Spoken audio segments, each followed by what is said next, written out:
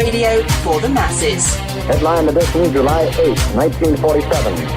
The Army Air Forces has announced that a flying disc has been found and is now in the possession of the Army. If the game is rigged, change the game. Game changer. I occasionally think how quickly our differences worldwide would vanish if we were facing an alien threat from outside this world. This is Fade to Black with your host, Jimmy Church, on the Game Changer Radio Network and KGRA, the Global Radio Alliance. I need your help to get to the year 1985. You're listening to Fade to Black with Jimmy Church on the Game Changer Network.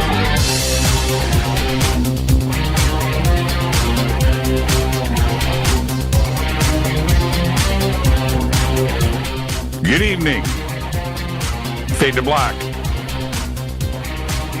Bespoke radio for the masses. Yeah.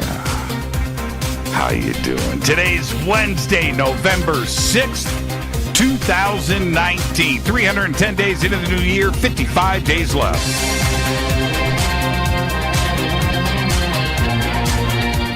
We are live from a bunker somewhere in the middle of beautiful downtown Burbank, California. And I would like to welcome everybody listening all around the world, all across the United States. Hither and thither, to and fro, back and forth, up and down, east and west, north and south, far and near. This is Fade to Black for KJCR, the Game Changer Network, and KGRA, the Planet. I am your host, Jimmy Church. What is cracking, everybody? Big show tonight. Been waiting for this. Here we go. Tonight, John Burroughs is here. John Burroughs is back. Sort of. And tonight, hang on to your seats.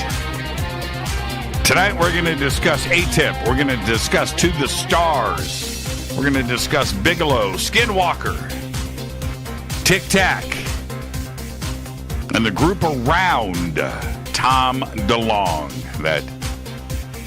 That is To the Stars Academy. That is what we are doing tonight. I'm really looking forward to this. A lot has been discussed lately out there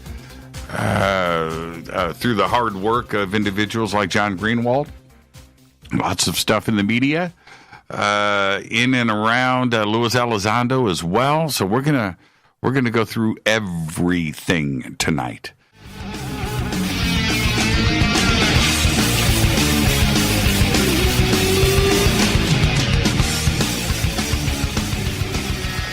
All right, welcome back. Fade to Black. I'm your host, Jimmy Church.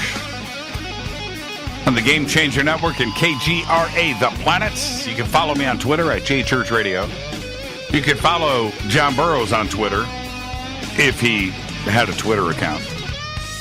He says he does, but he hasn't looked at it in years.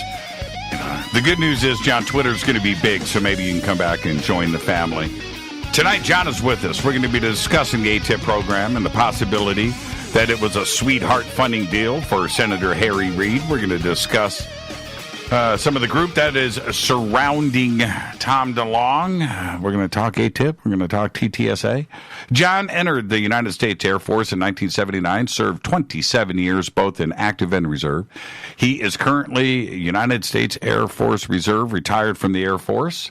Reserves, Burroughs had various assignments throughout his Air Force career, like Luke Air Force Base, Osan Air Force Base, Grissom Air Force Base, Castle Air Force Base, with reserve assignments at Davis-Monthan Air Force Base Prime Beef, Williams Air Force Base, and Reese Air Force Base.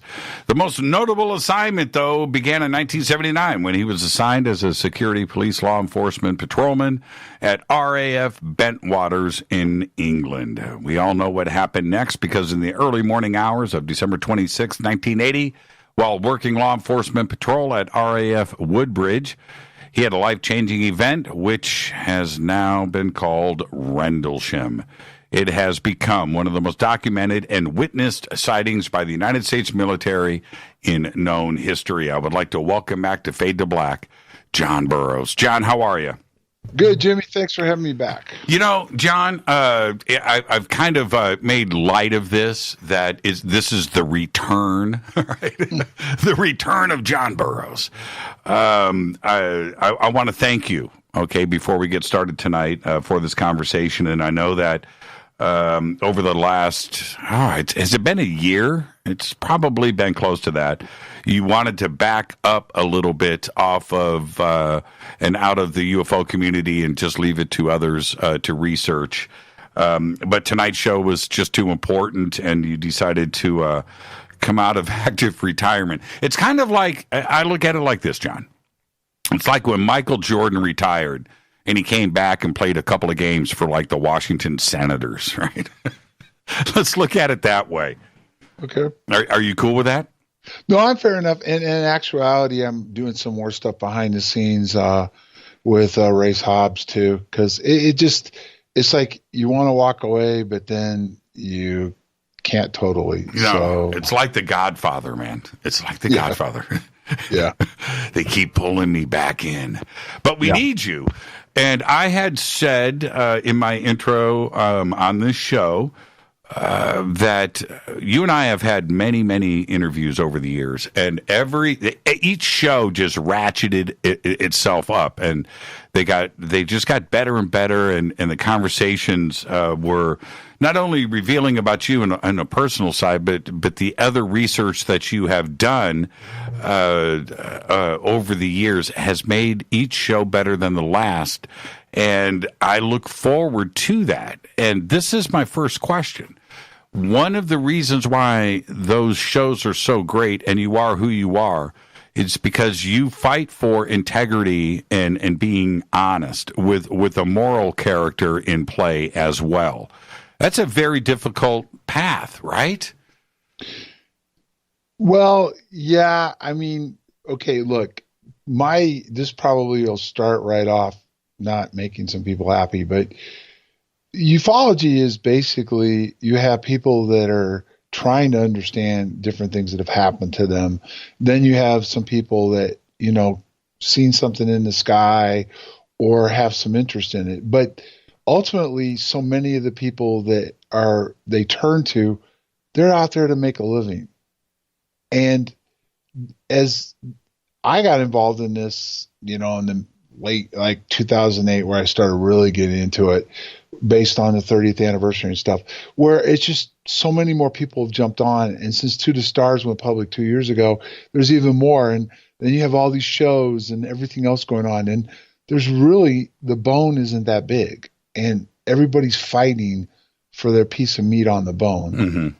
And there's just not enough meat. And so you've got some of these guys out there making these brash statements and stuff like that. And it's sad. It's sad when in fact you need to know the history of this going back, way back in time before you can even really start to really understand how this has evolved and what's going on. And then you have to want to go where the truth takes you, not where you wanted to keep your website and everything else going.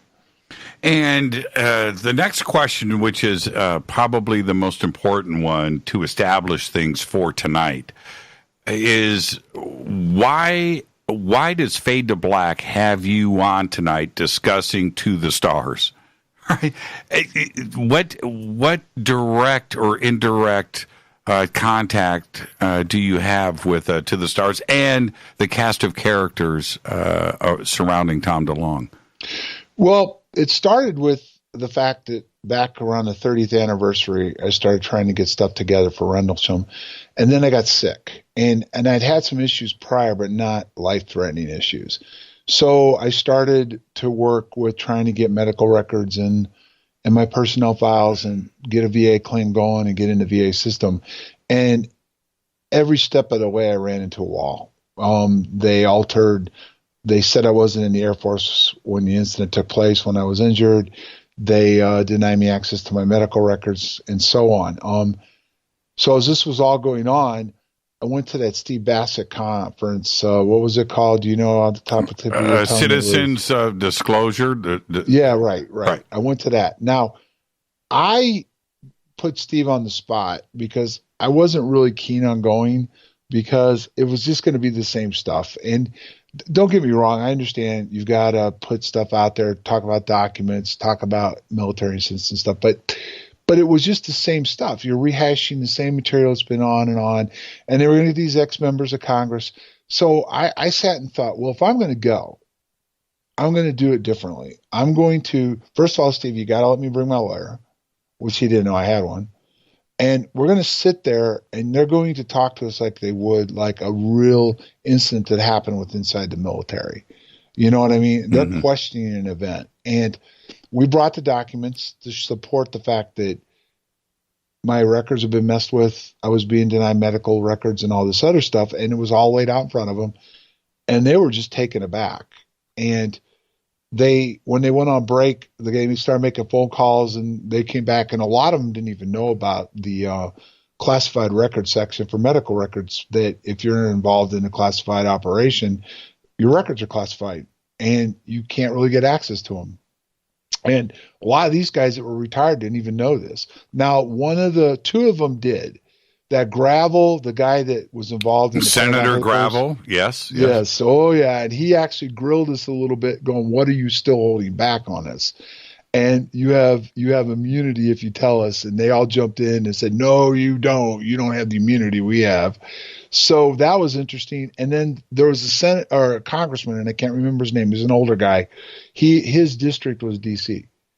And he knew exactly what I was talking about. And on the break, he was retired, but he still had a staffer that he did some work for him. She approached me through him and came up to me and said, "No, we know what you're saying is true, and the documentation you presented is true, because we deal with this all the time," or we did, because what's there, Langley and everything else. And all these guys that were working in these operations would get injured, and then they didn't have access to their records. So they were getting denied treatment and the proper things they were supposed to get. So she actually ended up helping Senator McCain's aide with some of this stuff too. But what happened was, after we did the event, and they wrote out a letter sent to President Obama and to the head of the VA at the time. And it was interesting because when I finally did get some of my case file, I forced it through the VA to get it out. The letter from Obama was in there, and it was signed off by Podesta. So Obama and Podesta were aware of the incident. And so I don't forget to talk about this later. One of the things that I found out later was the Department of Justice got in the middle of all this. So, but what happened was, after we came back, about 2 weeks later, my attorney, Pat Frasconia, got a phone call from a CIA agent, or retired / whatever you want to call him. He was still a contractor working for the government and all this other stuff. And he wanted to meet with him and then me and then go over some stuff because he had some interest. And who was that? Kit Green, Christopher Green. Ah, okay. So the list starts. Okay, so Kit Green is up to bat first. Got it. Right, he's up to bat first. Visits the attorney in Jackson, and then blows him away. I mean, it was like, here he is. 1 minute he's in Jackson, Mississippi, and he does this UFO conference, and he meets me, and he agrees to help me, and we start FOIA, and we start all this stuff. And we were actually in the process at the time. We were already sending out notifications to witnesses to include the command within Bentwaters. Would you do an interview on Lee of subpoena? Because we were going to file a federal lawsuit against the federal government having to do with my records and why are they classified? Why are they being held back? So he shows up, meets with Pat, says... let me jump in. So this was 2010? This would have been in 2011. 2011. Or 12. Maybe it was... I lose track of it because the conference was in 10. We came back in 11. I think it was 12, if I remember right. It was gotcha. Whenever they had the Bassett conference, it was right after the conference that Kit Green showed up. Got it. So it may have been 11, 12. I'd have to go back on my notes. But so he shows up, meets with Pat, then comes out to meet with me in Sedona. Okay. So he gives Pat a generalization of what he was interested in, what he wanted to do. And he also said that what was being done to me was wrong. And he knew a lot about what was going on, which we thought was strange because we hadn't talked to him. But he said he was willing to testify. He would be willing to testify in our favor on the whole thing that was going on. So, okay. So I met with him. And when he approached me, he checked me out. And I didn't know this at the time, but he told Pat off the side, he says, we got to get this expedited. He don't have much time left. His heart's really failing. So he meets with me, and then he lays out his spiel, and he wants to draw DNA through Gary Nolan, who was on To the Stars for a while, and Kelleher, who was on To the Stars. And they want to do a DNA sample and put it in a testing pool. And then they also want to do an MRI on my brain to identify certain features, which, it's kind of complicated, but it all ties into the DNA and everything, and the encounters you may have had or what it's affected you and all that other stuff. So we did our spiel, and I'm military. I have an investigative background and stuff, and just like, I look at him and I'm like, this is kind of unreal in the first place, but I'm like, no, I'm not just going to give you my stuff. I said, what am I going to get out of it? I'm sick. I'm getting stonewalled by the government. They're not helping me with my records. They're not releasing stuff. They've denied my claim because they said I wasn't even in, and all this stuff is going on. What do you want? It's just not going to happen. And I said, on top of it all, how am I going to be able to back up, or how are you going to prove to me whatever you do when you come back? Because one of the things you just told me was this DNA testing can only be done 2 places, and not many people know about it. So how am I even going to know what you tell me and what's going on? So I told him no. And then he was leaving. And then when he was leaving, he made a phone call back to Phoenix and said, well, we're going to fly in Nolan and Kelleher tomorrow to Flagstaff, Arizona. And so they flew him in. They brought him. Actually, they flew Nolan into Vegas. They drove down from Vegas to Flagstaff, and they met with me, and they did a full court press to try to get my DNA. And I told them no. And what did they reveal to you at that point? Was it a general interest in UFOs, or were they looking out for the best interest of John Burroughs? Were they trying to be your friend? It was, at the time, I know a lot more now because it's all kind of evolved. But at the time, it was very vague. It was simply, we're doing a study on the effects of DNA on people that have had incidents like yours. There's been quite a few of them. They said most of them have never seen the light of day. Yours just did. It got declassified. And Green had told us the day before that it was a mistake that it ever got out. It never shouldn't have gotten out. And a lot of different events that went on have never gotten out, and people were injured, and had issues like me, and that they were trying to understand what it was that, injured us and how it affected us. That was the vague part of it. Now, what I didn't know at the time, but it became apparent later was, so I don't forget this later, when you had all that stuff, the document dump by Knapp and stuff about all the stuff that went on and, the funding and everything. One of the things that came out is that when they were doing the work at the Skinwalker Ranch, they brought in special ops forces who had an encounter at the ranch with the phenomenon that's there.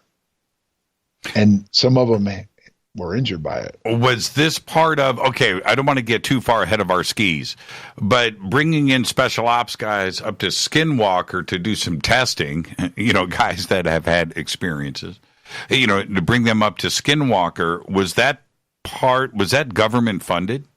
Yeah, it was part of the Harry Reid program. That's the thing that's what I mean with this. If you read the documents, right. If you go back in and look at these documents, and they skim over them, and a lot of people pick out what they want within it. And when I had my show with Linda Moulton Howe, Phenomenal Radio, we had Knapp come on and he talked about it. Okay. And what was funny was we knew quite a bit about it because I'd done some research, and we talked to Corbell right before we talked to him, and Corbell dropped some information on our show prior to that about all this. And yeah, they actually brought the special operations troop on to have an encounter with this phenomenon. And they did. Now, going back to this period with Nolan and Kelleher and Kid Green, was there any conversation back then about Bigelow or Bass or No, because that was one of the things. One of my first questions was, who's funding this? Where's this coming from? We won't reveal our sources. He was just so vague, and I just said no. So what happened was Pat got a very scathing phone call back from Green, was very upset. They dropped a lot of money. They didn't get what they wanted. And so he went back to Detroit, and these guys went back to their home base. And so, but we're going to keep in touch, he told Pat. So what happened was they kept pushing me for stuff, and I kept telling them, hey, check this out. When you do something for me, and that is do something with inside the government to get this rolling, we'll talk afterwards.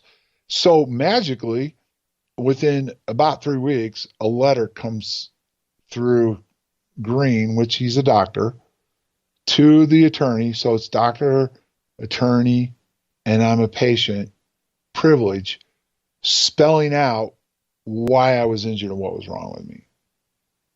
So you couldn't get to the bottom of it, right? You were struggling. Your stuff was sealed, but Kit Green managed to pull that off. He knew exactly what to put in that letter. And so what he said was, because McCain had finally got me in the VA to start listening, because he did some threatening with all the stuff that was going on. And I was going in to see the VA doctors, to start with some of what was going on and everything, because I'd already been denied the first time when I saw the doctors, because they said, well, the injuries that you said happened didn't even happen to you, or couldn't have happened to you. You weren't in the military. And that was a big mess. So I'm going in. So I get this letter, and it's got classified stuff in it. And so I take the letter to my VA doctor, and he looks at that letter and he leaves the room, and he said, I'll be back. And he was gone for a good 30 minutes, and he's on the phone. You can hear him in the next office over on the phone. Comes back in and he says, we're getting you down to the cardiologist from Prescott within the next 48 hours. You'll be getting a phone call, and we're going to take it from there. So I'm like, whoa, everything just changed. So I'm in the cardiologist's office like 2 days later. He has got the letter. He's looking at me. He checks me over, does an echo, and says, you're going to be going down to Tucson within the next week for evaluation for surgery. And I'm like, surgery? He goes, yeah. He goes, yeah, this is bad. He goes, you've got to get in there right away. So I'm like, okay. So they send me to Tucson. Now, one of the first things I picked up right away, which was interesting, was, you know how when you go in to see a doctor, the doctor calls you in, your surgeon and stuff, right? Right. Well, when I get there early, because this was a long drive from Sedona, Davis-Monthan, down to Tucson to the VA. So I left early. I got there quite a bit early, like 45 minutes early. So I'm sitting in there, and I'm watching this surgeon come out, or appears to be the surgeon, because he's calling in the patients. When it's my turn, a different doctor comes out, calls me in, takes me in the back office, and we started a negotiation. And he starts to talk to me about they want to do this and that day and all that. And I said, no, none of that's going to happen today. I go, I got to be back at Sedona. My son's got a football game and tonight, and none of this was laid out to me. I said, I came down here for an evaluation for surgery. So if you're going to do all this other stuff, it's going to be done differently than this. And he wasn't happy. Had me go back and sit in the room, come back, brought me back in, started talking to me some more, looked at my echo and said, we've got to take you back downstairs right now. And they bumped me in front of a whole bunch of patients, did another echo, and bam. Next thing I know, I'm back upstairs. I see the surgeon, and everything goes forward, and I get surgery out really quick. Everything just went just like that after Green got into the middle of it. Now, and who did you meet next from the camp? Was it put off? Yeah. What happened next was, now I'm in touch with Nolan. I'm going back and forth with Nolan because they're still working me on the DNA. Green's in the middle of it. And then next up is put off. Now, here's a very interesting story, okay, that it can be verified really easy, okay? It's very interesting how this all broke out, because one of the things that we were going to put out a book caught in encounters in Rendlesham Forest, right? It was due out in the spring of 14. And one of the things that no one knew about, except the select few in the UK, was that within Project Condign, there was a paragraph in there talking about UAP radiation affecting observers in the Rendlesham Forest incident. Now, that was all being kept quiet because it was going to be in our book, and it was going to kind of be one of those, bam, you're not going to believe this, right? And what happens was right before my surgery, they fly Pat and Linda into Austin, take them through the facility, and he presents Linda with some documents that back up terahertz radiation. Now I'm going to tell you, because he made it public later, what affected me, which is terahertz radiation, okay? What caused the damage and effects. Gives Linda a bunch of stuff, okay? She goes public with it right away, and I didn't even know she had it, and blows the cover of the book. And so when I found out she did Whitley's show on it, I got on her, says, please don't do Coast in 2 weeks. I said, this is not going well with the publisher and everything. And she goes, it's a news story, I have to do it, blah, blah, blah. So she spilled the beans about one of the better parts of our book on Coast to Coast the night after I had my major surgery. And Put Off and Green made sure she did that. And they were setting the table for To the Stars already at that point. Is what I'm trying to tell you. Right. And I'm looking at the clock here before we hit the break. So Put Off comes in the picture, and this was around 2013. When they met with Linda and Pat. Now, I then got brought down to meet Put Off later. We can go into that after the break. Okay, we'll do that after the break. And what about Jim Semivan? Never met Jim Semivan. Elizondo. Yeah, I met with him. He came to Bloomington Normal, and they did a shoot for I believe it's called Unidentified, which they included Rendlesham in that. And they did briefly touch on Condign and I don't know if they did Condign, but my medical stuff within it. And they brought the lady that worked in McCain's office in on all that. And that was a very interesting interview with her because there were things that I didn't even know that she revealed on Unidentified about the whole thing. What about Mellon? Have you met Chris Mellon? No, never met Mellon. What about Norm Kahn or Paul Rapp, the two other doctors? No. Okay. And Tom DeLong? I know, and I was kind of hinted I could, and I didn't want to meet him. Okay. He's a joke to me, and I've said this all along, so I'm not pulling any punches. This is not the type of way you're going to try to expose the American public to this, whatever we're dealing with and what's going on. And to have this guy be the figurehead for it and have his company, which is an entertainment company, which is a joke to me in the first place, run all this, I don't want nothing to do with that end of it, period. Now, they shot for Unidentified, and did you appear in the series? Yeah, it was episode 6, if I remember right. Right. Or 5. It was either 5 or 6, I can't remember. And I just have to ask you, if they came at you to do season 2, or have you shot season 2? No, I haven't shot season 2, but they approached me on some stuff for season 2, and I told them to take a flying leap. There you go. Okay. All right. So, but that's the establishment right there. When we come back, I want to get back to Hal Put Off, and we've got to jump. We got to go backwards to go forwards.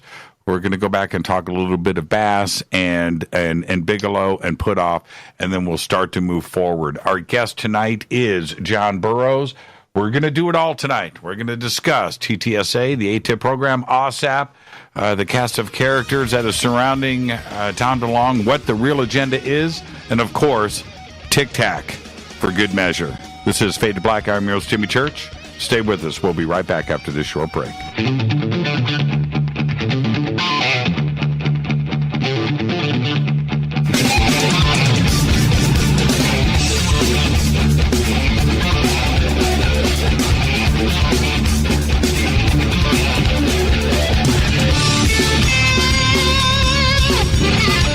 Welcome back, Fade to Black. I'm your host, Jimmy Church. Tonight, our guest, John Burroughs. Tomorrow night, Fader Night. Open lines all night long. Tonight with John, we're discussing To the Stars, AATIP, the cast of characters surrounding it, what it is and what is actually going on. And now, John, right before the break, we started to get into AATIP, and I want to establish what AATIP may or may not be. And with that, the public impression laid out from the beginning, going back to December of 2017 in the New York Times article, which started this explosion, was that the government, the Pentagon, had a secret UFO program. And again, the perception of the public and the way that they read through this was that there was this secret UFO program inside of the Pentagon headed by Luis Elizondo, and they were deeply involved in the study of UFOs. And the implication is that Luis Elizondo had a team, maybe offices inside of the Pentagon, and they're looking at UFO events, crashes, crash retrievals, video, and they are studying this. And it appears today that is entirely not the case. And what AATIP is, whether it's aviation or aerospace, that can be debated. But what is AATIP? Well, okay, let's break some of this down, because as soon as this came out, they were doing this. I said it before the break. I couldn't believe DeLong was the figurehead. I mean, it's just like, first of all, that was a strike one for me, because it's like, this can't be serious. And I stand by it. It's not what if you're trying to get the general population to get behind you and support you, that's not going to do it. Now, if you want these young kids running around, headbanging kids to support you, what's that going to do for you anyway? The money comes from the middle class, middle generation that are working, and Congress listens to them. They don't listen to these kids. Okay. But okay, one of the things that caught my attention first off was that, and I did meet Lou, was I don't want to throw mud on it, but why would you fund something and then kick it to these scientists to review it if he was the one analyzing the tapes? Does that make sense to you, Jimmy? No, it doesn't. Okay, so if he was the leader of this group, which again, they were vague on that, and I never could answer from him behind the scenes. You know, Mellon's job was, they created that job after 9/11, and he was third in command in the Pentagon for intelligence. That's the kind of person that would run the program. Do you understand what I mean? I do. That would be the deputy director of intel would be in charge of it because of the ramifications. You had the head of the Senate supposedly want this done, get the money out, and everything else. That would be who this would be reported to, somebody like that. Not saying it was the guy, so don't run around tomorrow and say Burroughs said it was this guy. I'm just saying that's the level of control the program would have. You know what I mean? Now, what was interesting was, first thing Reid said was, in these letters that Knapp released, was that they wanted this to be an SAP program. Okay, so here you had a guy that now comes out and says he doesn't like the way the government's doing this, thinks we should be have more disclosure on all this and move forward with this. But when he was in position in the Senate to have the investigation done, what's the first thing he wanted to do when this started happening? Fund. Well, no, he wanted to put it in an SAP program, which is the highest classification of programs you could put it in. He wanted to bury what they were working on. That's right. Now he wants you to believe he wants it out. And the program itself, AATIP, and I need clarification. This is for me to get an understanding, because I've looked at this so much and I get more confused the more that I look at it. AATIP itself was outside of the Pentagon and was actually based out of Las Vegas, right? This was a Bass program. Bass got the contract. Yeah, when that was, and when you led in with the show, you said, was it, and people right away, within a matter of days after New York Times story broke, that was one of the first things people were saying was this just Reid, who Bigelow is a big time player in that area? Was he just rewarding him a contract? Well, I don't agree with that, Jimmy, and I'll tell you why. We'll get into this in the first place. Is Bigelow bought out a project from NASA, which is now on the space station, which is now going to be part of the trip to the moon and to Mars. So this guy already has the support he needs inside the DoD. So 22 million to him is chump change. Do you know what I mean? It is. He's a billionaire. So it wasn't a little sweet deal for Bigelow, on top of the fact that what a lot of people, it's gotten lost in the thing. Bigelow had a son who died. And one of the things that he wanted to do was try to figure out if he could reach out to him or whatever, beyond the dead and all this other stuff. So that was part of the reason why he got drawn into some of this stuff in the first place, never mind what else was going on. So he had a genuine interest in it. He had guys like Edgar Mitchell, and they had NIDS at first and Bass. So I don't think this was a little kickback to Bigelow. There was something going on. And if you want to say what was the reward for it, would be to get more research, to get more funding for whatever they want to work on technology-wise.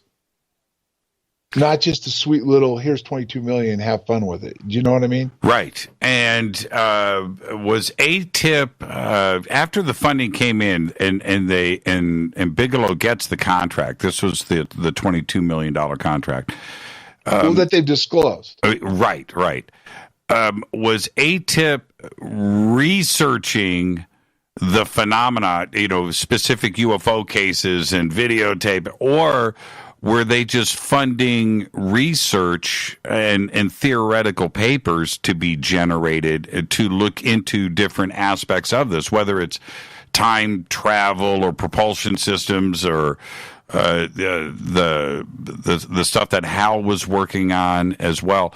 Was it that? Was it Eric Davis and a bunch of theoretical research that was getting funded? Well, what I could grasp on the interviews I did with Davis, talking behind the scenes with Putoff and Green and Nolan and stuff, there was it seems to be in the papers that Knapp's released. And I looked at them. This was a year or two ago, so I don't have them in front of me and it's not fresh.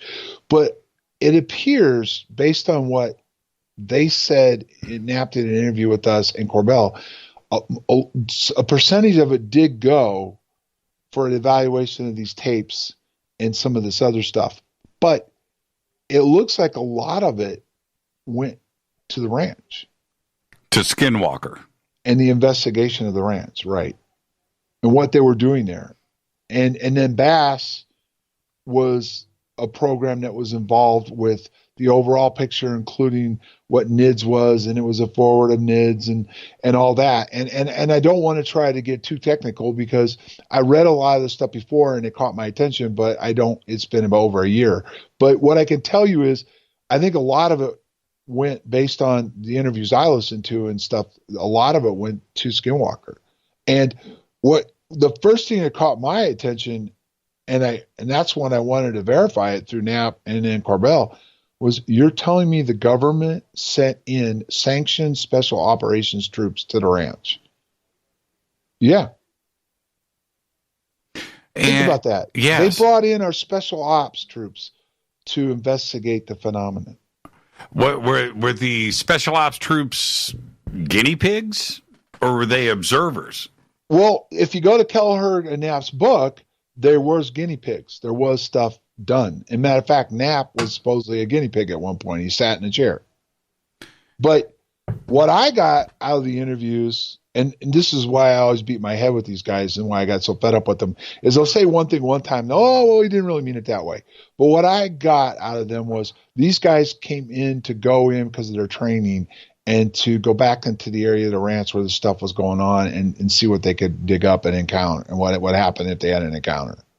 And when you look at, advanced aviation, threat identification program, what would that, or aerospace, whatever you want to use with AATIP, what would that have to do directly with Skinwalker? Because Skinwalker was more of a paranormal situation, or do I have this wrong?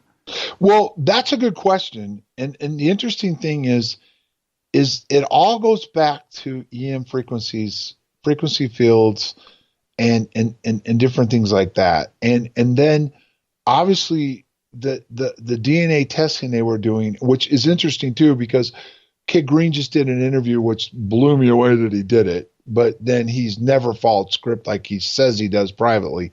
He did that. They did that interview for Jacobson's book, and they spilled the beans on the DNA stuff. And then he turned around and just did an interview with Richard Dolan, which you and I had a private conversation a few weeks back that you need to get Dolan on to talk about the interview with Green. Yeah, I had him on 2 weeks ago talking about the Kit Green interview. And okay, so before I go into what you just asked me, what did you learn from that interview about what Green had to say? Right. What did you learn? The thing that stuck out for me with Kit Green was the alien autopsy stuff, where he felt that, I don't even want to say that he felt, that he directly said that he was hoaxed, right? That he was shown certain things and was told something else. He was, that the alien autopsy film was real, and then he felt that it wasn't. But that's the one thing that stuck out for me about Kit Green was that he felt that he was lied to. Right. Well, what a lot of people didn't zero in on is what he said to Dolan. And I tried to pin him down on this, and he supposedly going to visit me to talk more about this privately. I said, Kit made a statement that based on all his analysis of the injuries that have happened to the different people that have had the encounters, which I can't get an answer from him, but you would have to assume that some of the DNA studies have come back now because it's been more than a couple of years, that everything that they've been able to analyze, the injuries that have happened were not consistent with ET, but were consistent with terrestrial, i.e. our technology. So the military guys that have been injured, and he didn't say military guys, but he said the people that he's dealt with, and he talks about his patients and all this other stuff, the injuries that they've sustained are not ET. They're terrestrial. And so that's pretty eye-opening. What's the reason to create AATIP? Well, that's one of the things that you never, that goes into this. Okay. The problem, okay. Like I was shocked when you called me and wanted to do this show, because majority of the people that do this stuff want to tippy toe around these guys. They're rock stars. You know what I mean? Right. They got the New York Times to do something with it, which how could they not when you bring these tapes and, these different things out? And I'm not saying that was the wrong thing. Okay. But they got the New York Times to do some stuff. They did get mainstream news to briefly talk about it, but there's nothing against it. They didn't continue with it on and on, because they don't continue with anything. You know what I mean?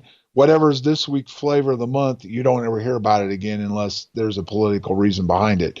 So that's not surprising. But they're rock stars. So all these guys want them at their conferences. They want them on their radio shows. They want them in their blogs. So no one asks them tough questions. No, they won't. They won't. And the team that is there at To the Stars, and when you look down the list and their history and their CVs and their qualifications, everything goes back to the Department of Defense or the Pentagon or the military industrial complex in one way or another. And the recent announcement of the CRADA agreement with the Army, I can tell you about that, which is where I'm going now. That To the Stars was supposed to be about disclosure and bringing this out finally into the public and getting this UFO question answered. And it has now taken a couple of interesting turns, where it seems that with the metamaterials, this agreement with the United States Army and also the Navy is involved too as well, that this is now folding back from and away from the public and back to funding and bringing it back to the Department of Defense, and it has nothing to do with the public or the betterment of the world. Well, number one, okay, but before I'll go into Bigelow. But number one, the To the Stars, that's disingenuous. To the Stars did not sign a contract with the Department of Defense. They're an entertainment organization. Tom DeLonge, I want him, he runs his mouth all the time. Prove to me that you've been read in. Show me where you've been read in. Show me where you have a security clearance. Because if you don't have a security clearance, you don't get squat. Do you understand what I mean? I do. And he runs around shooting his mouth off like he knows all this crap. And they are not. And I know this much with Mellon and Putoff and Green. They're not going to give you stuff, an outsider like DeLong, anything that's going to violate national security. They're not going to violate their oath. Okay? So that's the first problem. The second thing is, if you go back to how this all got kicked off with Knapp and Bigelow, there was an interview that he did on Coast to Coast with Knapp. And they went into this thing, and I went around and did some conferences and talked about this. And I've talked about this on the radio show. Bigelow stated, we're not going to get disclosure, we're going to get confirmation. And confirmation is they're there, there's something going on, and we're going to stop right there right now. And we're not going to go any deeper into what it is. And that's what's going on. Navy finally said, yeah, well, we're going to make it easy for the pilots to report it, and we're going to look into it, but we're not going to tell you what we find out. You get these members of Congress that they got on film a little bit early on when this broke, and they came out and said, yeah, I was in a classified briefing, I can't talk about it. What were you able to, how much time did you spend with Lou Elizondo? I was with him on a Friday afternoon and all day on Saturday. So a day and a half. Yeah. What did you ask him? Well, I'll give away trade secrets. I don't necessarily ask a lot. I let them talk. Okay. I'm reading them. I'm not there. The only guy, there's two guys that have impressed me in this. And I can't say that the other ones wouldn't, because I haven't met Mellon, but Gary Nolan is a nice guy, but he's a scientist, and you know what that one going with that. He's a good guy, but he's not real world, savvy street fight type of guy. Green is slick. Putoff's a nice, very intelligent man. Very, very, boom. He's the man, and he's running this, and he's running this whole thing. And then you have Mellon, who you don't get where he was, within the Senate, and then number 3 in the Pentagon in intelligence without not having your shit together. And then the dream team is finished off with Steve Justice, who ran Skunk Works. Think about that. What's his background? Technology, getting funding through the government and everything else, and then delivering a product. And then there's Elizondo. Right. And he never, if you're going to ask me, he came off like a guy that was a foot soldier. Did you guys discuss his role in AATIP, about him being the director? He gave me, yes, we did, and this is where you probably get mad at me, and people in the audience will get mad at me. When I give my word, I give my word. And he laid out some stuff to me, and a little bit of it did get revealed in this last series. But he laid out some stuff to me and everything else. But what he didn't impress me on is he's not what they're saying he is. And what I mean by that is he's not a technical guy. He's not the guy that's going to analyze his stuff. He's not the guy that's going to understand how it works. Do you know what I mean? Right. He might be able to go out and gather intel from something's there, what is it, and stuff, but he's not a physicist. He's not, one of these guys. He's a counter intel guy, where Green was an intel guy, and there's a difference. Do you know what I mean? Well, I think I do, in that he was an intel analyst, and that's not what Lou was. If I had some information on terrorists that were about to pull something off, I would go to a guy like Elizondo. He's going to go with his team and figure out what's going on. Right. But right. And then he's also going to be a guy that get dropped inside behind enemy lines to spread disinformation. He looks like he would be dropped behind enemy lines, right? He's an intimidating looking guy. But he doesn't come off that way. He's a nice guy. But I'm just saying he's not the way he's been spun up. That wasn't my impression of him. And the other thing that was my impression of him, and it could be because he's counter intel, but he's made mistakes when he's done these speeches and stuff, is he doesn't have a thorough background on a lot of this stuff. On UFOs and technology. Yeah, and some of the technology. Because what I told you earlier on was I said they approached me for the second season. Well, one of the things that I did, how much time do we got? 3 minutes? Yes. Okay. I did FOIA through the MOD. I went after them on condign technology and everything else. And I got a FOIA back that is national security based. It really is. I got the kitchen sink thrown at me and why they wouldn't release most of it and how important it is not to get out.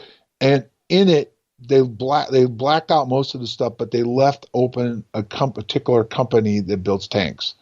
And so I was able to start background checking this company and working on that end. But I brought that up, and he acted like he didn't know anything about it. Well, just recently, they contacted me about those documents and wanted to know some more stuff. And I told them, no, I'm not working with you. You screwed up the last one. I'm not doing this next one. Who contacted you? The producer of the show directly that did Unidentified that I met last year. And she contacted me again. And she wanted these documents and wanted me to talk about it. And I didn't know about the contract with the Army yet. And then the contract from the Army comes out. Well, here's the thing. When I did my research, and I did some of it, and there's a guy in England that does a lot of really good research. His name's James Warrow, and he's great. And I know he's listening tonight. So James, you're the man.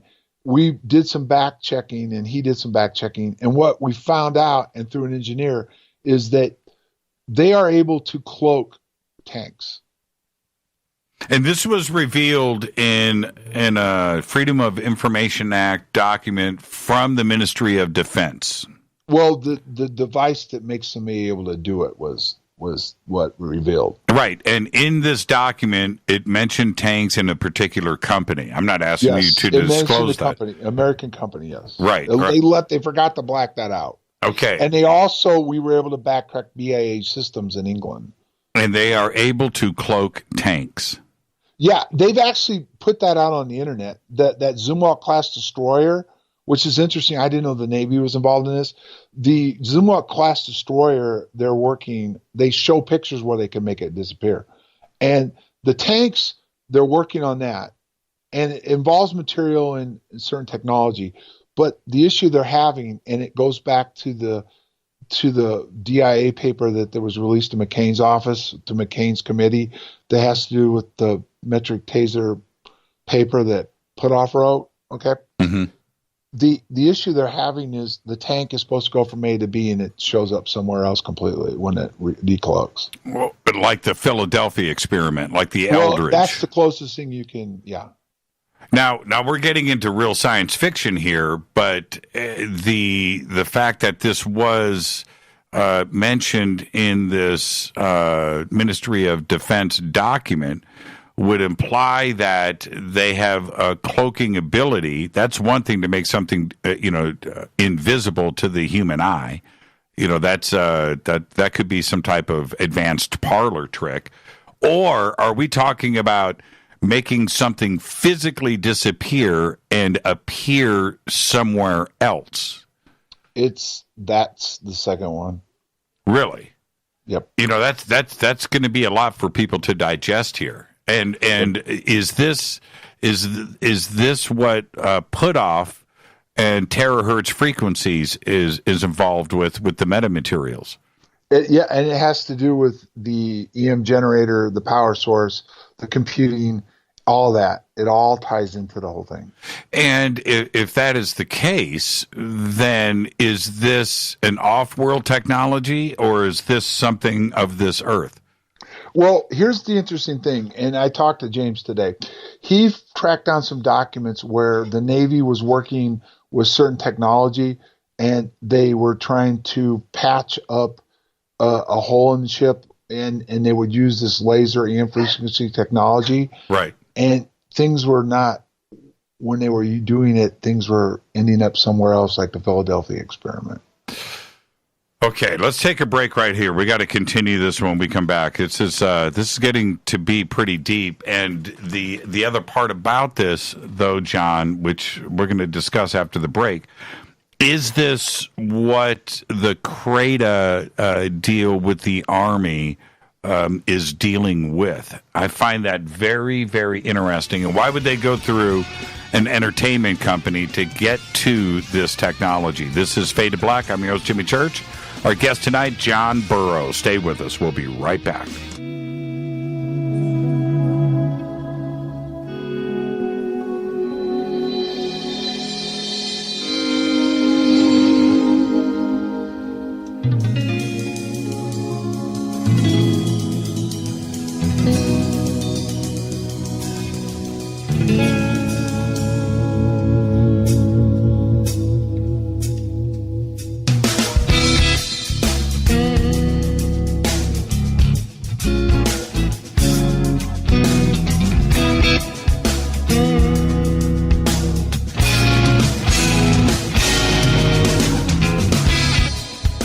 Welcome back, Fade to Black. I'm your host, Jimmy Church. Our guest tonight, John Burroughs. We're talking about To the Stars, AATIP, the cast of characters that is involved. Incredible conversation. Tomorrow night's Fader night with open lines all night long. Okay, John, these are pretty big revelations. And I understand, cloaking and technology and active surfaces and the ability to mimic your surroundings, and I get that part of it.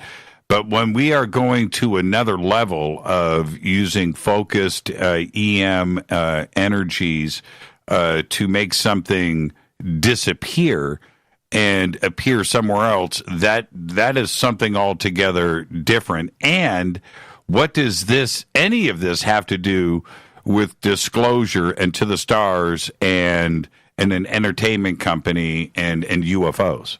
Well, let me backtrack a little bit. Okay. When Green showed up and we went through all this, the original senator was helping with Senator Kyle, and his aide was the one that found out my stuff was classified. Then he retired. He didn't run for re-election, and McCain took over. And what happened was that when the bombshell came back where they denied me my disability and everything based on the fact I wasn't even in the military, and there was clearly plenty of proof that I was, that's when things got ugly, and he got really into it personally, right? And Department of Justice got brought into this.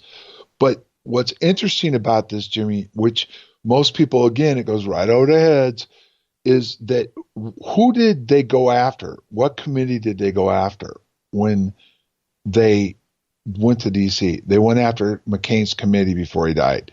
And what is his committee? Military Technology Appropriations. And the DIA, which Puthoff worked for, came in and gave papers that Knapp released, which they're not, what they gave out was stuff that you could find on the net. So this was the declassified version, not the classified briefings that took place with McCain and his committee. But they went to McCain to get money for technology. And McCain knew, if he didn't already know before my incident, but once it got ugly in mine, he found out some stuff that he wasn't happy with. I met with him personally and we talked about some of it. And so who did they go to afterwards when they found out, first of all, McCain was handling my case? They went straight to McCain and appropriations. Why would you do that if you were looking for disclosure? Yeah, let's continue. Let's put this together. Right. So now you have McCain, and I've tried to tell these people, look at the research papers and look at what was being discussed in them and where they're going. And then, well, they run into a dead end. The guy that wrote it won't tell me. Well, there is a trail. You just got to know how to go backtrack. It's just like how I got to the MOD the way I did. You have to start looking at documents and what's in them. And there's a guy who was an arch nemesis of mine for a long time, and then I've come to gain some respect for him and stuff. His name's David Clark in the UK, and he goes after the MOD viciously on technology and stuff like that. And he's come to believe now they're hiding something. He's just not sure what.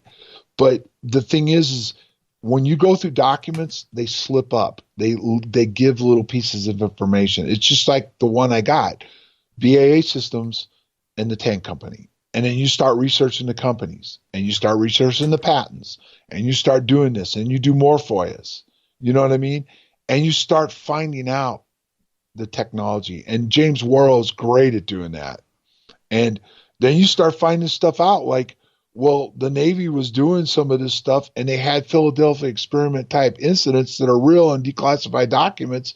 But was it the Philadelphia experiment, or was that just a cover story to cover for the stuff that they're learning as they go along? It's just like do you know how radar was discovered? Well, if we stay on this, John, the ability to do this with the tank or with the Zimwalt, class ships with the Navy, then the materials to do this are already in play. Was this because of Hal Puthoff bringing these metamaterials already to the DOD, or why go back and fund research into these metamaterials if they've already made the progress with disappearing ships and tanks? Well, for starters, you'd have to bring somebody inside that would be willing to talk on the DOD how R&D is done and how projects can get taken, partly developed, and put on the shelf. Like, for example, one of the things that's being discussed now to take us into space is a technology they've had for 25 years. It involves nuclear propulsion and some other stuff, right? Magnetic stuff.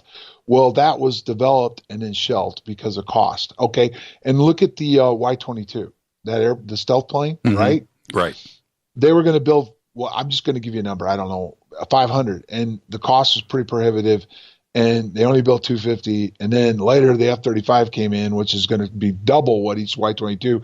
And they said, oh, my God, if we just would have built the 500 Y-22s and then kept building them, the Y-22s actually could more than do what we need, even though the F-35 will eventually be a better airplane based on the helmet. So it's all about R&D, funding, and viability. And one of the guys that was an investigative reporter and ended up working inside the Pentagon for Andy Marshall, who goes by Yoda, who got booted out under Obama and is now back under Trump, is advanced technologies cost a lot of money, not only to develop, but to implement. Look at the cost of the F-35 compared to the F-16 and the 15, you know what I mean? And the F-18. So there's always a hesitant on funding and stuff. Well, what was one of the things that they did, and they did this in the series, and they've done this publicly. Well, we can't say for sure. What did Mellon say? Not Mellon, but Justice. Well, I can't say it isn't our technology, but I can't say it is, and I definitely couldn't if it was. And then, you have Mellon sidestep it, and Elizondo leave it as, well, whatever it is, it's a threat. And if it is from somewhere else, or it's another country has it or is trying to get it, we got to beat them to it. So what's that go back to? The industrial military complex and getting funding. And you can't go to Congress and get funding on a whim. You know what I mean? You got to have a reason and you got to have a threat. Well, okay. So then what would the Pentagon want to do with this technology, in that we could have invisible tanks and ships?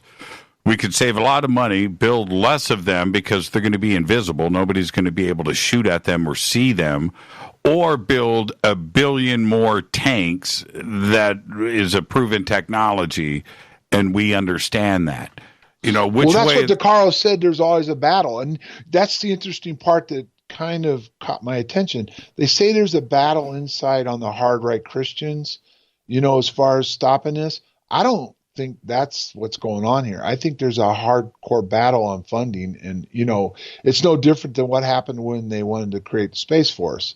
Why do we need the Space Force? We have the Air Force, and it can just be a branched off, but they want to separate it for whatever reason.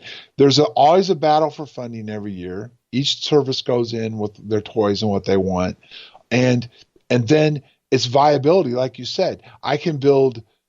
Trump himself came out and said, well, what do we need the F-35 for when we got the 15, 16, and, 18, and there's nothing that can counter that right now. On top of, I remember how he went crazy about that new catapult on that Ford that didn't work. Why did we change it when it didn't work? Why do we spend this kind of money when the technology we have just can be modified and work for years to come? You know what I mean? So there's a constant battle for funding. Yeah, and how with TTSA just released Bob Lazar's autobiography. I'm not sure if Bob actually wrote the book, but nonetheless, that was just released. It's all about UFOs, unidentified. How did we suddenly twist this company from being an entertainment, paranormal, supernatural UFO company into what appears to be a defense contractor? And was that the intention from the beginning, do you think? Okay, here's where I really, when you said I walked away from this, where I really got disgusted. And it's kind of a two-pronged thing. Number one, I got to be careful what I say, but I had privy inside information that other people didn't get. And some of it had to do with Linda, too, at the time, because she was working with the BISMA. And I guess she's going to do a tell-all coming up here in the next week or two with Greenwald. But the thing is that they thought they could fund this through issuing stocks and bonds and, books and all this other stuff. And that's why they made it entertainment. And I was on the horn, and I'm not going to tell you who inside the organization, but we got into it pretty heavy. And I said, are you kidding me? I said, the money you raised or could raise this way wouldn't even fund the building and a year's worth of research, let alone that. Don't try to sell me the fact that you really thought that, who's the author that wrote the book with DeLong? What's his name? Well, which one? I mean, there's Peter Levenda wrote. Levenda and stuff.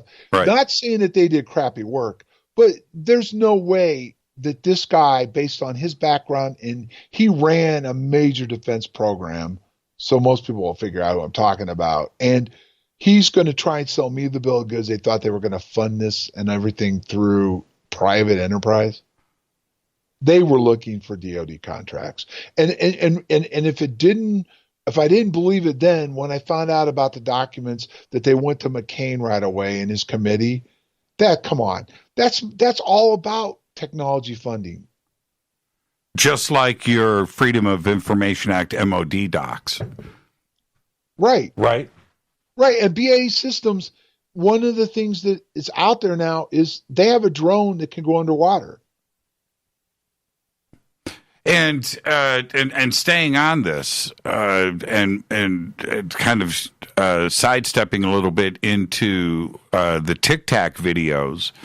What's your take on that? Is what was seen out there, was that man-made? Was that terrestrial? Well, let me backtrack to our incident. Okay, when our incident took place, I mean, it was much simpler times. And the whole state of technology was different than that we knew of. And you had no clue. It was the infancy stage of, radars had been around since the 40s, but all this stuff, you didn't have the internet and all this. So when we saw the stuff that we did and the encounters that we had, we walked away like, no way. There is no way. And, besides the fact they tried to sell it as the lighthouse. But I never told you this, Jimmy, but through research through James Worrell, guess what? The lighthouse may have played a factor in the Rendlesham case. And you know why? Why? Because they had it wired up to an EM technology, generating technology, and it was pulsing EM technology generation pulses into the forest area where we were. Okay. So already they were working on this stuff. Marconi which ended up being bought up by BAE Systems and General Electric. They were working on EM technology and stealth and everything right back then. Okay. But we didn't know any of that. And neither did the majority of the people at the base. Maybe the Wing Commander Williams did, and I can talk a little bit about him in a minute. It'll blow your mind what I found out about him later on, right from him directly. But the thing is that we walked away saying there is no way, do not insult our integrity or insult our intelligence, that this was us. Do you know what I mean? And not possible, but 30 years later, all these documents were declassified, and by golly, you can pretty much explain just about everything that happened to us, why it happened, through technology we were working on right outside the back gate at that time. Would that explain the object in the forest, though? Maybe. Yeah, because, well, first of all, the blue lights in the sky, they were working on lasers and tracking plasmas, which tie into all this later, that they could direct with the lasers. What did Halt say he saw? Beams of light coming down and these things flying around. Well, at that point, we don't have that kind of technology. There's no way it is. Yeah, well, we actually did, and we were working on it. And they were actually using it, too, to track Soviet satellites, and one of them may have been brought down during the entire event, which would Halt even hinted way back could have been an international incident on top of everything else. Now, here's the interesting thing about a craft. What Peniston claims it was a craft, but when you get close to EM frequencies and stuff like that, and if you go into Condyne, it tells you that when you get close to something like that, it alters your perception, what you think you're seeing, what you're dealing with, and what's going on. I could, and certainly with Peniston's description, but he also had that interesting download about time travelers from the future. Well, let's don't go into that tonight. But no, let's not go into. Let's get back to the. It's been really discredited in a lot of ways. I know. I realize that. I realize. And what I'm getting at is I'm trying to focus in on technology. And so, is Fravor being lying? Most likely not. Could he know it's our technology? Possibly, but I doubt it. And one of the excuses is, which I just did a show with Kevin Day and a couple of the other guys that were involved, and we kind of got them thinking a little bit about why it could have been a test. But ultimately, they're going to have to test this on real live equipment. They claim none of them were debriefed, but they wanted all the data, which is sensors and everything else, right? Mm-hmm. That took place with this in both incidents, right? But the interesting thing, which no one wants to talk about, what did one of the pilots say in that was released? It's a fleet of drones. It's a whole fleet of them. Right. But no one wants to talk about that. Oh, wait a minute. Let's go back in time a little bit. Well, what'd you say? What was the guy the other day? Rogan said, well, I believe now because the pilots saw something, right? Right. But wait a minute. The pilots, one of them said it was drones. Well, he just misidentified them. It wasn't drones. Well, no one followed up on it, number one. And why did he think they were drones? So there was a clue right there that, well, maybe it was our technology. Do you understand what I mean? I do. But no one wants to acknowledge that because all the people that get behind this just believe that they just saved us because we're going to get disclosure from this group that show me where they've done anything to further disclosure. And what I mean by disclosure is have they identified what it is or anything like that? And have they done anything with Congress to get them to openly tell you what we're dealing with? No. Everybody that they've interviewed said it's classified. They're not going to talk about it. The Navy says we're not going to talk about it. The Army's not going to talk about it. And whether you like the president or not, he came back and gave a clear interview that he basically said he's not disputing the pilots, but he's saying it isn't what people think it is. Yeah, it's not UFOs. Right. The consistency of this happening during naval exercises on both coasts, right? And two different incidents. And then I had somebody that reached out to this program. You know about it. Everybody knows about it now. Who was in the Coast Guard a year before the 2004 Tic-Tac incident, was asked by the captain of his ship that he was on for the crew to go up above deck and look to the skies and observe what was about to happen. And it was a high-flying craft. They thought it might have been an SR-71. It was up really high.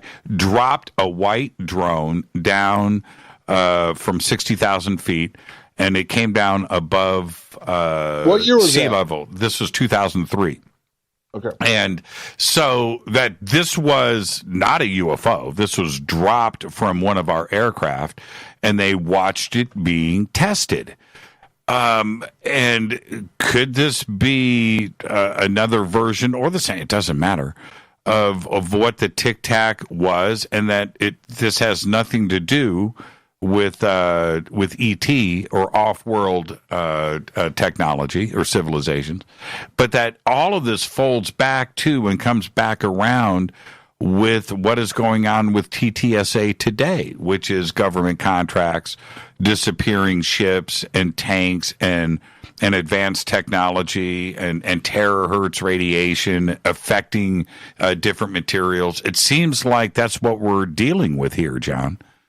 Right, and no doubt. And if you go back, if you do any research at all, terahertz didn't even come onto the picture until basically when Put Off and Green. Well, we knew about it, but we were told to keep quiet about it till they brought Linda Moulton Howe down to Austin, and then she divulged that on her on Whitley and then Coast to Coast. Mm-hmm. And they wanted terahertz out. And then they went further with this and Jacobson. And then Green, who it was just amazing because I was kind of led to believe this was all supposed to be quiet. And I never said much about it because, first of all, who's going to believe me in the first place? But second of all, I was asked to keep quiet. And then they divulged some of the stuff in Jacobson. And then he turns around and goes on a top secret, which everybody in the UFO world says it's a debunking site. But he comes on and they're debating after we announced my settlement with the government, which they did say I was injured in the line of duty in the forest during the Rendlesham incident, but they've never clarified what injured me. But he comes on and says, yeah, that's right. And he laid out a spiel on what injured me, that there is proof that it's there. And that, when I went through the whole spiel. So this is definitely they're moving forward with a program that I think has very little to do with disclosure. Okay. And it has more to do with technology. That's my personal opinion. Now, I'll have the haters come after me and say I'm full of crap, but ultimately, I bet Linda twice already, and both years I said there won't be disclosure, and all these people said there was going to be disclosure in 18, and it didn't happen. We're at the end of 19, and it's not going to happen. We're not going to see disclosure. And in fact, without revealing who inside or more than one inside, they've even told me that don't even think about any of that even coming close to even getting on the radar for another 7 to 10 years for whatever reason. Okay, so ultimately, what do you think? We'll continue this, of course, after the break. But ultimately, what are we dealing with here?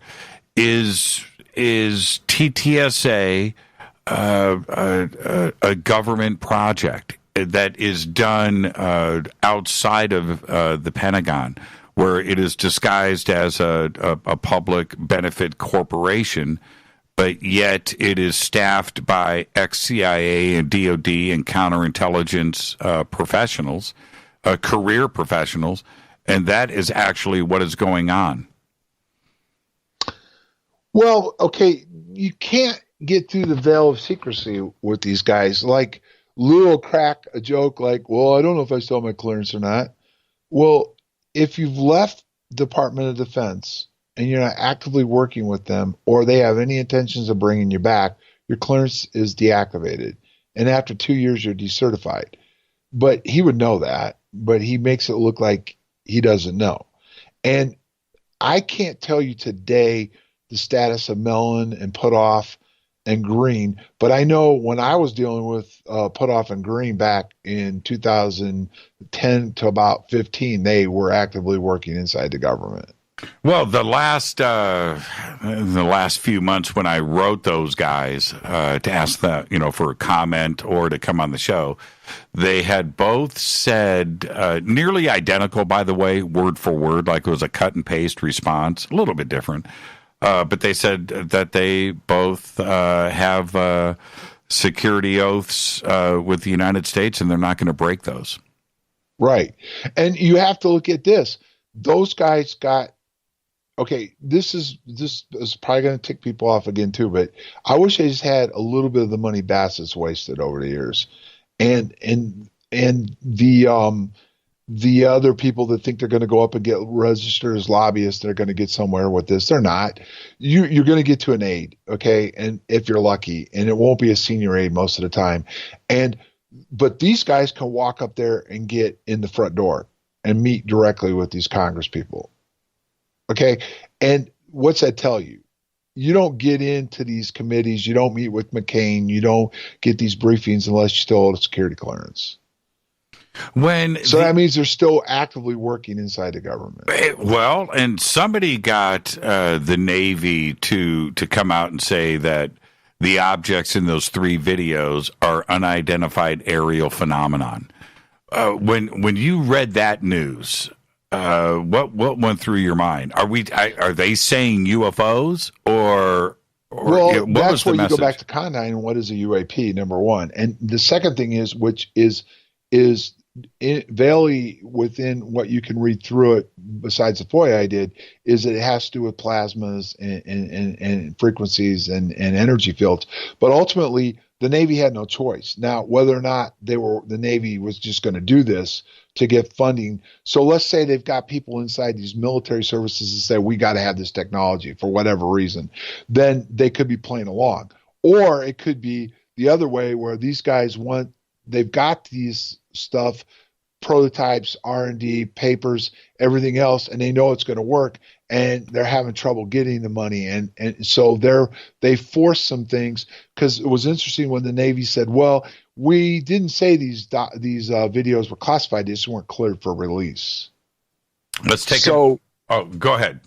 So they put the Navy on the spot if they weren't playing along, where they had to say something. Well, that's right. Especially when they got the Congress people starting to get briefings on it. Yeah, absolutely. And we're going to continue this when we come back. Our guest tonight, John Burroughs. We're discussing To the Stars Academy, AATIP, and the group of individuals that is staffing the To the Stars Academy. We'll be right back after this short break. Stay with us.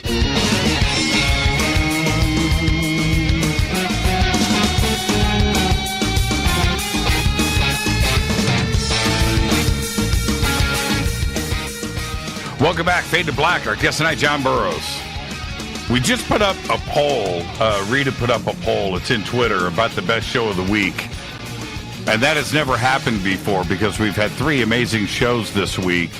And John, you're up in this poll and the show's not even done. Yeah, it's pretty cool. Now, okay, you brought up a point tonight a few times that we need to visit. If we go back to December 17th of 2017 and the Days of Disclosure, as that was called, and it was such a big deal, and here we are, we're closing in now on 2020, and nothing has happened since.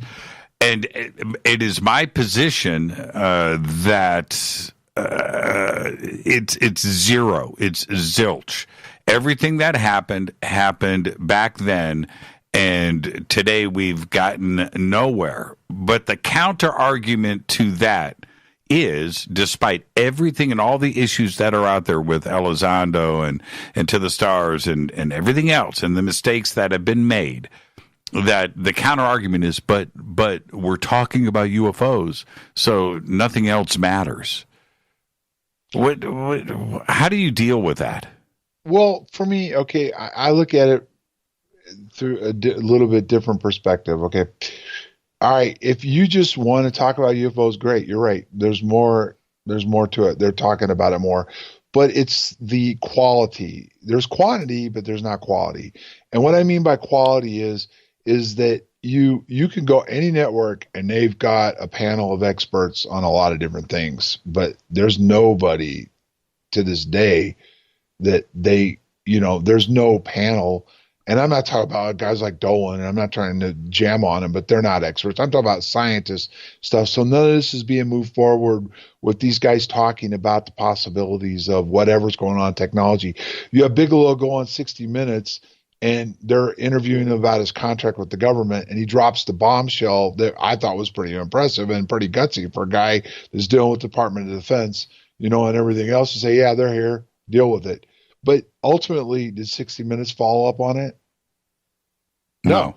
And they didn't even follow up on it after the New York Times story and stuff. You would think they would at least do a piece on where we are technology-wise today and where did we get it and how we've advanced.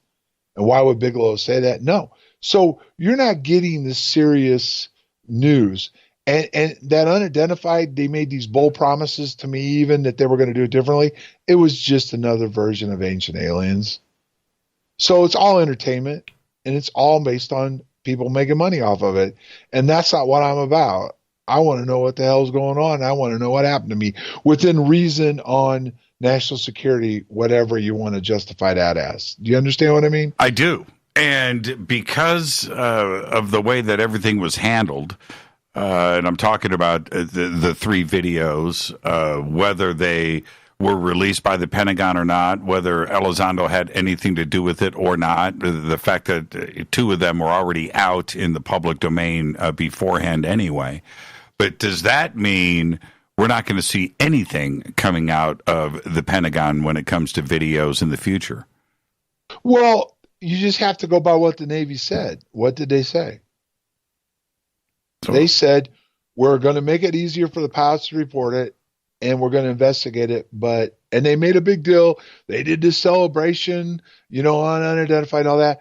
But oh, wait a minute. We're not going to tell you what we find out. Well, what was, for me, and I think the public grabbed onto this pretty quickly, it wasn't To the Stars that got the Navy to admit or use the term UAP. It was John Greenwald. And with the staff that is there, and you just mentioned it, these guys can go and open up all the doors that they need to open directly. You don't need a lobbyist or somebody else, but it wasn't them that did the big revelation about the Navy and UAPs and those videos. It was John Greenwald, and it was actually stumbled upon. It was an accidental that happened, but it was John that revealed that. It wasn't To the Stars that brought that forward. Even though they acted like it was a big deal, and they did make a big deal out of it, it didn't come from To the Stars. Right. Okay. That's fair, but I don't think it was an accident by Greenwald. He's doing some of the same things, and I'm not trying to say that he's emulating me. He's doing his own thing, but he's doing the kind of stuff that I support and believe in. He's going after documents. Paul Dean does a good job of that too. And they're going after documents, and then they're trying to learn what they learned from that document and go after the next document. And was it an accident? I don't know. Why did they give it away? I mean, that's the interesting thing. They didn't have to do that. So he did due diligence, and he got them to admit stuff. And then you've got people saying, well, he's just part of the whole thing. Well, I don't think so. I mean, there was a backstory to why the government released it. And could it be somewhat because of the pressure that was going on within Congress? I don't know. That's a good question. But he's doing stuff that should be done. And I know he catches flack, and he's not a DeLong supporter, and neither am I, because this is serious.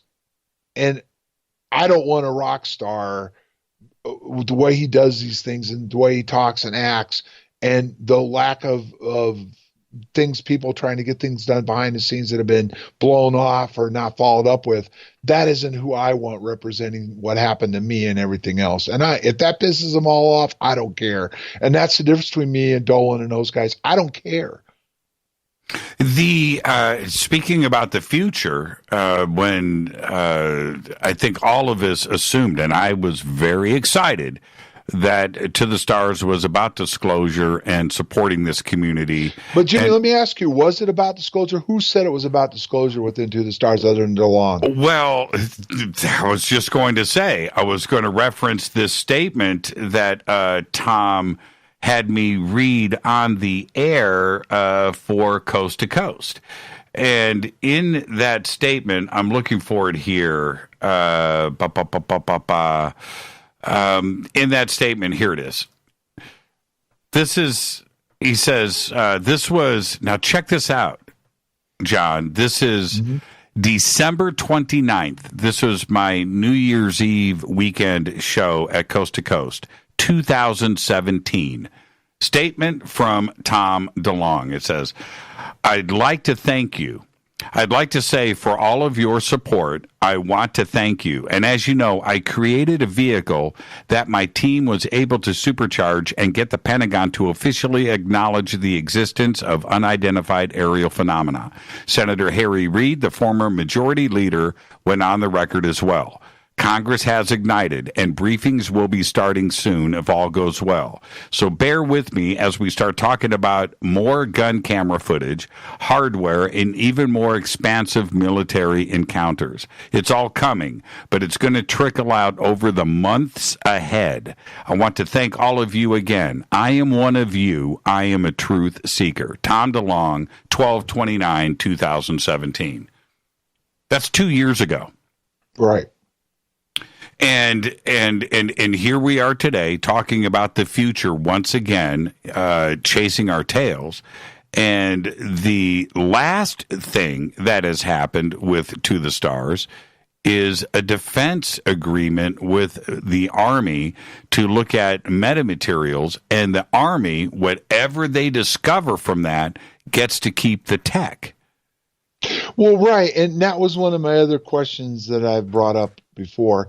First of all, whatever technology, listen, people and anybody that's been inside the government knows this. If there's something out there the military wants, they're going to take it. So that's just another reinforcement that Put Off and some of these other guys are working hand in hand with the DOD for technology, and that they are patriots. What they told you, they're not going to disclose classified material. So they're not in this for disclosure. They're in this to further technology. And is that the wrong thing? If they develop a starship and they go to the stars like they want, I don't have a problem with that. Okay. The problem I have is don't mislead. Okay. And some of it is the general public's fault, or the people within ufology. Just because the New York Times wrote an article and just because we talk about it more, that's not a bad thing, but that ain't disclosure, folks. And Bigelow said we're not going to have disclosure for a long time if we have it. And ultimately, this is all going to continue to be buried inside the secret deep state world, or whatever Bassett calls it, because they are not going to divulge military technology secrets that's going to benefit anybody else other than the United States government. Where when Chris Mellon stepped up to the microphone back in October of 2017, the famous Mylar balloon photograph, and he steps up to the mic and says, and I'm quoting here, this is word for word, he says, "Clearly this is not an experimental U.S. aircraft, but whose is it?" Well, that was Chris Mellon's statement. He was talking about a Mylar balloon. And at that point, on that very day, they started to sell stock to the general public To the Stars Academy. And they were using that Mylar balloon along with this statement from Chris Mellon to sell that stock and get to the bottom line of UFO technology. And here we are today. We're at the exact opposite of what the mission statement was back then versus now, today, and what To the Stars is doing, right? Right. And you could say that they may be trying to educate the public, whoever they is. And what I mean is, obviously, that Mellon and Put Off and those guys are involved with this with DeLong. And the entertainment end is to re-educate the public on what it is, whatever that is. And I can't tell you what it is myself. I have a better understanding of some things through documents and reading and stuff, but ultimately that ain't going to happen anytime soon. And the ultimate thing is, I get tired of hearing people say, well, next month's disclosure, and they're going to do it. Well, I don't believe for 1 minute they're going to do it, just for the national security reason alone. And if we ever admit that there's something else out there, they've kind of done that anyway. So you can't deny that there's something going on, but they're not going to clarify what it is. You understand what I'm saying? Are you saying To the Stars or the Department of Defense? Well, that was one of your questions. Is To the Stars just an arm or an extension of the Department of Defense? That's right. And I would say, based on what's going on, if they weren't when they started, they are now. Do you expect the clarification of Luis Elizondo and what his job actually was, and a full document disclosure, so that part of this mess could be put to bed? Can we expect that? Has anybody asked Lou? he's certainly probably listening right now. I have I have written to the stars and gave them a list of questions about this.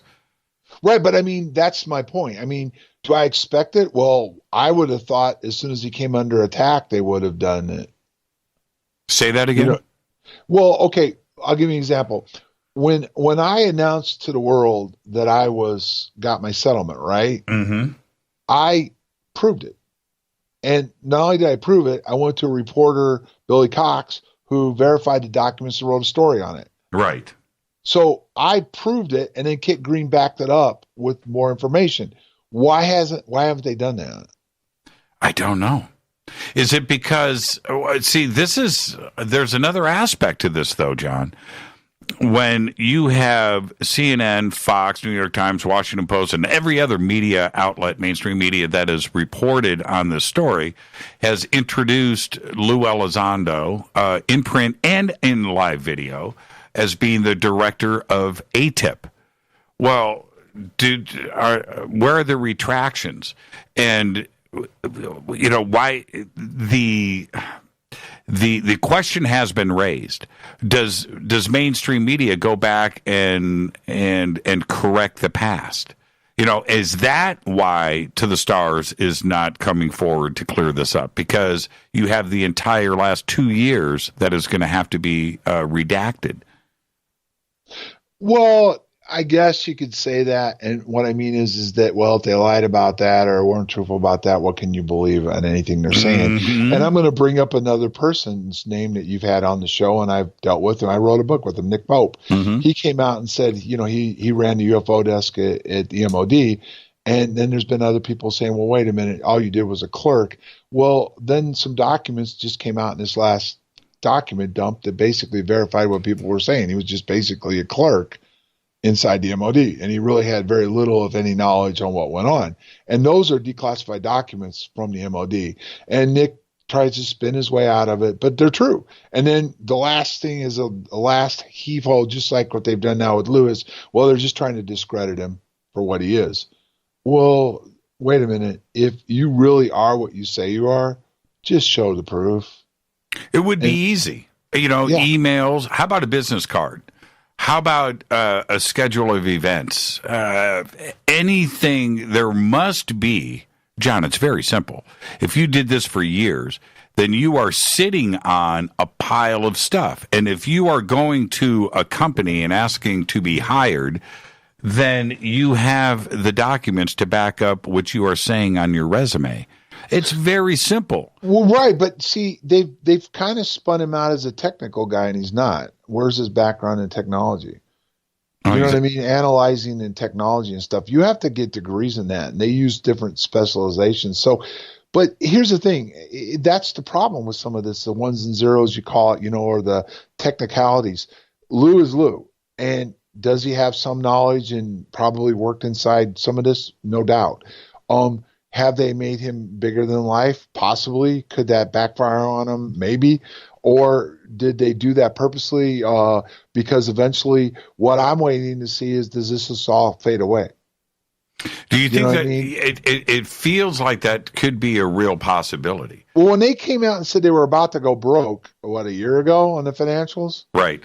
Then it was all paid up front and they were about to go broke and they could all run out of funding. That made me believe, my first comment was, well, it's entertainment, so they've covered their butt at that end. And all they're going to do is when they get these contracts, what company do they form or do they already have, which would be Earth Tech, that's going to get the contract. And that would be what if I was Greenwald.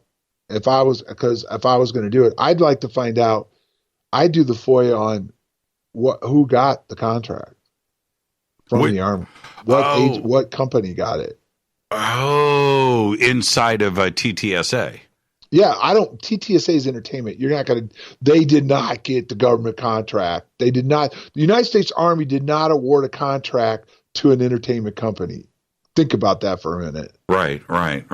Now, the people in TSA are involved in the contract, but what company got the contract? Why there's another aspect of this too as well, where we're always trying to get everybody's collective experiences together, and let's put these different situations together and try to figure out what's going on. But when it comes to TTSA, they want to control the narrative now when it comes to the UFO question, that everybody else is wrong, the community is wrong, we've got it completely off kilter, and that they are sitting on this information, and it's their story, and that's how we move forward. Is that dangerous? Well, yeah, because, it depends. See, you've got guys inside this organization that know how to profile people. And what's the first thing they did? Lavenda came out and said, we don't care about the UFO field. Mm-hmm. Well, all that did was fire up the UFO field to get more involved, and some people did turn against them, but they slowly came back and they bought people off as they went along with different projects and different things. But ultimately, they want to be king of the hill. And in theory, they are, because they did get the New York Times to do it. And they can get inside the halls of Congress, and they can do all that. And that's great. But ultimately, where I draw the line, me personally, is, okay, don't sell me a bill of goods that you're going to benefit the country as far as disclosure and all that other stuff, when that's not really what's taking place. No. And here we are 2 years later.